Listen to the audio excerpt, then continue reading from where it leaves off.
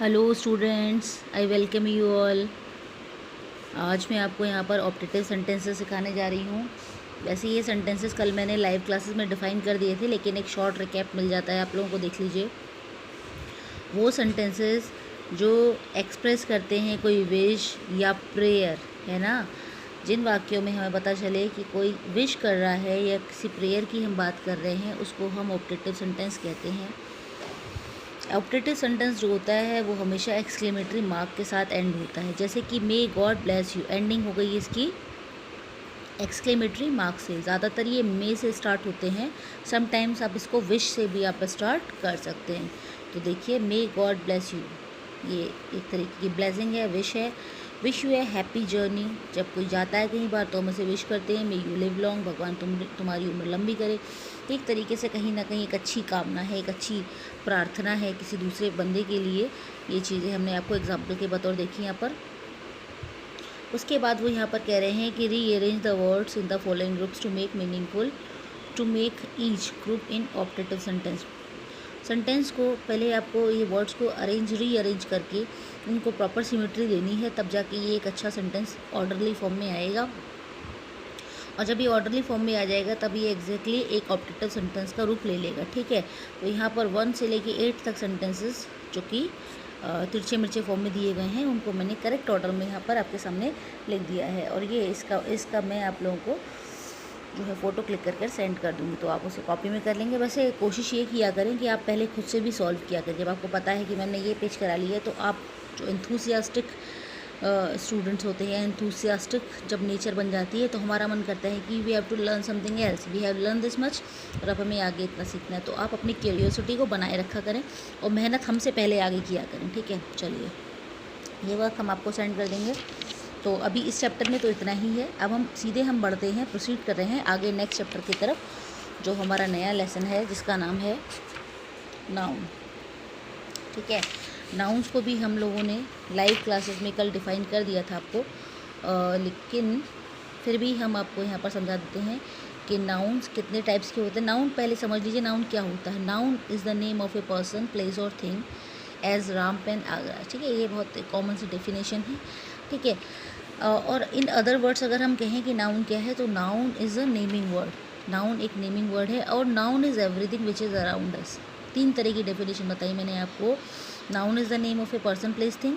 Example कुछ भी ले सकते हैं, जैसे राम पर्सन हो गया, पेन थिंग हो गया, प्लेस आगरा हो गया। ठीक है, यहाँ पर लिखिए कुछ और है, भले ही मैंने कुछ और बता दिया, उससे कोई फ़र्क नहीं पड़ता, बट आप जो है इसको ध्यान रखा करें। जैसे यहाँ पर दिया हुआ राजा, बॉय, गर्ल, काउ, ये सब क्या है? ये नाउन। हमारे आसपास जितनी भी चीज़ें हैं वो नाउन।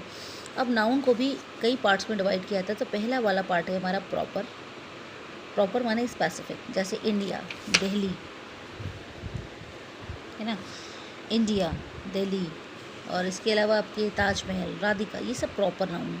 प्रॉपर नाउन यानी कि स्पेसिफिक नेम जो होता है, specific naming words are known as proper noun. Common nouns are those noun which is commonly known to everyone, जैसे man, women, peacock, city, river. Collective noun हम कहते हैं group of, collection of, group और group of people और thing, उसके collection को हम collective noun कहते हैं। मटीरियल माने होता है धातुवाचक संज्ञा, यानी कि आपके मटेरियल, यानी कि जिस भी धातु से बनी हुई कोई चीज़ है उसको हम मटेरियल में काउंट करते हैं। जैसे गोल्ड है, सिल्वर है, मिल्क है, शुगर है, वुड है, ग्लास है, ये सब चीज़ें। एब्स्ट्रैक्ट क्या होता है? एब्स्ट्रैक्ट हमारी sudden strong feelings are known as abstract noun.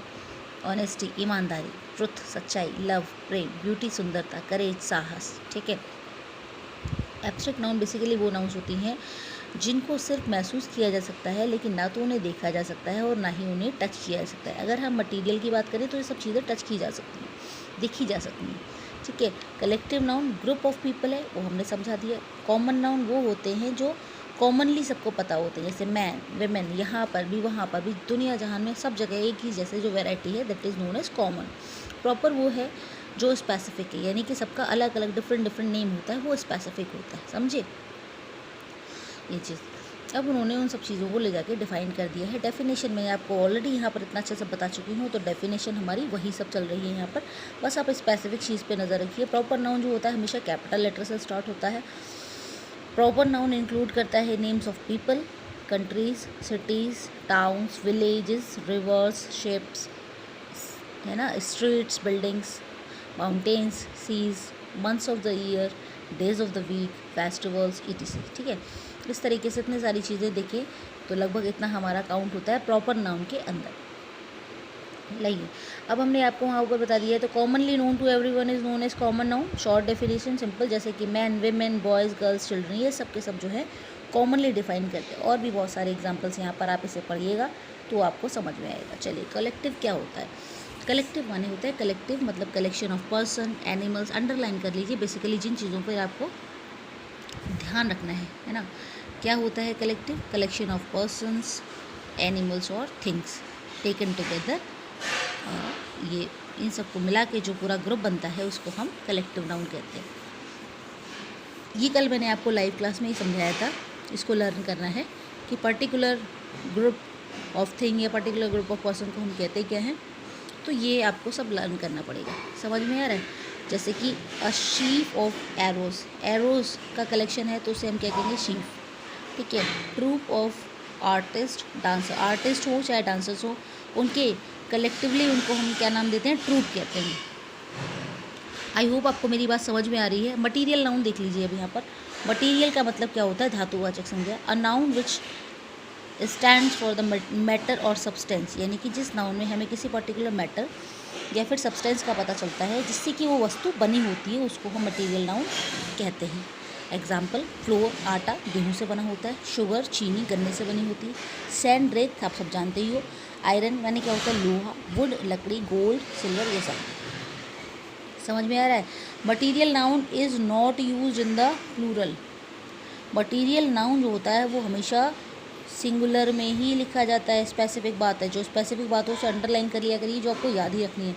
यानी कि कभी भी हम फ्लोर्स नहीं कहते, शुगर्स नहीं कहते, सैंड्स नहीं कहते, आयरन्स नहीं कहते, वुड नहीं कहते। ये हमेशा आप रखेंगे इसको हमेशा सिंगुलर में, क्योंकि ये सिंगुलर में ही काउंट होता है। चलिए, अभी इस वीडियो में इतना ही। हम नेक्स्ट वीडियो आपको इसके साथ फिर सेंड करते हैं।